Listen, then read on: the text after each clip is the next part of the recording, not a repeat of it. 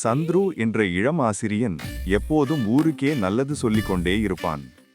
மரம் நட்டா மழை வரும், குப்பை போடாதீங்க, சுத்தமா இருங்க என்று தினமும் அறிவுறுத்துவான். ஆனா அவனை பற்றி ஊருக்காரர் ஒன்றுதான் கிண்டல் செய்வார்கள். சொல்றது வேற, செய்யறது வேற. பழனி ஒரு நாள் அவனை நேராக கேட்டான். சந்து, நீயே ஒரு மரம் நட்டதுனா, நீ சொல்றத நீயே செய்யலன்னா உபதேசம் எல்லாம் எப்படி கேட்பாங்க? அந்த வார்த்தை சந்துருவின் உள்ளத்தை பட்டு லேச்சலாக இருந்தது. அவன் தன் வாழ்வையே பார்த்தான். சொல்லிக்கொண்டே இருந்தான், ஆனா செயலில் எதுவும் இல்லை. அதே நேரம் மாரியம்மா பாட்டி அருகே வந்து மெதுவாக சொன்னாள், மகனே, உபதேசம் எளிது, ஆனா அதை வாழ்வால் கற்றுக் கொடுப்பதுதான் பெரிய சாதனை. பாட்டியின் அந்த ஒரு வாக்கு சந்துருவை முழுக்க மாற்றிவிட்டது. அவன் முடிவு செய்தான், இனி சொல் முன்னே இல்லை, செயல் முன்னே. அடுத்த நாள் காலையிலேயே சந்துரு எழுந்துவிட்டு 2 மரக்கன்றுகளை கையில் எடுத்துக்கொண்டு ஊரின் வெறிச்சோடிய தெருவில் நடந்தான். சொல்லிக் கொண்டிருந்த வாழ்க்கையை மாற்றும் முதல் அடி அது. அவன் கீழே வளைந்து முதல் கன்றை நட்டு கொண்டிருந்த போது பழனி அவனை தொலைவில் பார்த்து ஆச்சரியமாக ஓடி வந்தான். அட சந்து, நிஜமாவே தொடங்கிட்டியா?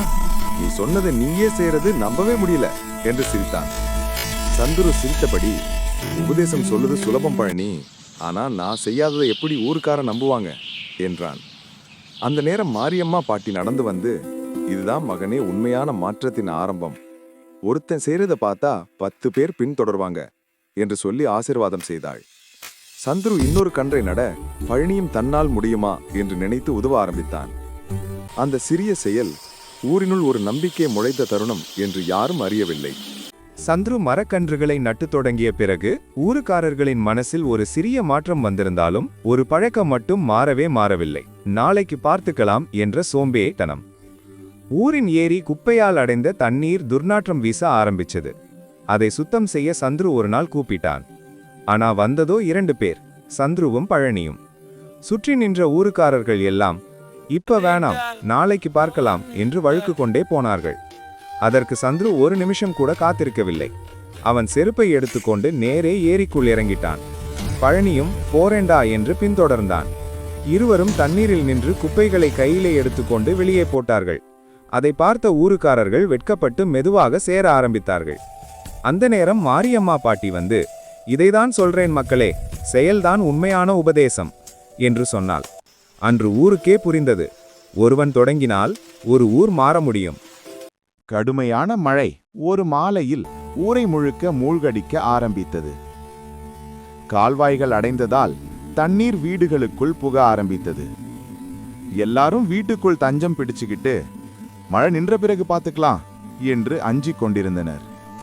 ஆனா சந்துரு காத்திருக்கவில்லை. குடையை தூக்கி எடுத்து, இது நம்ம ஊர், அதை காப்பாத்தணும் என்று ஓடினான்.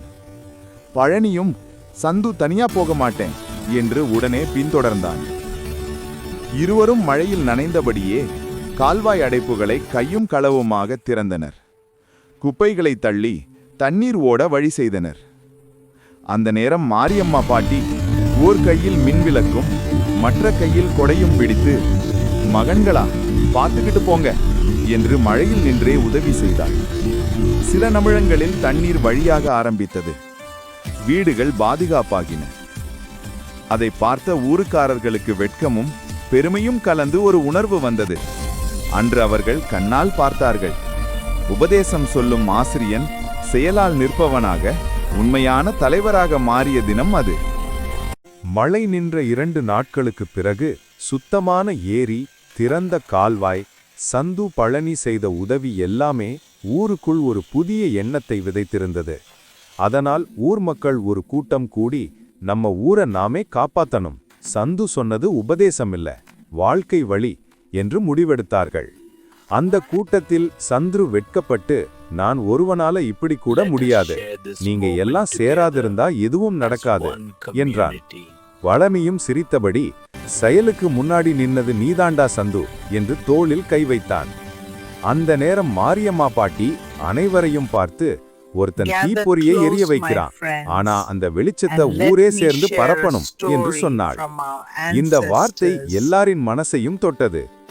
ஊர் மக்கள் ஒன்றிணைந்து மரம் நடும் நாள், ஏரி பாதுகாப்பு நாள், குப்பை இல்லா தெரு நாள், புது திட்டங்கள் ஏற்படுத்தினார்கள். முன்னாள் உபதேசம் கேட்டது மட்டும் இப்போது செயலில் நிற்கும் ஊராக மாறியது.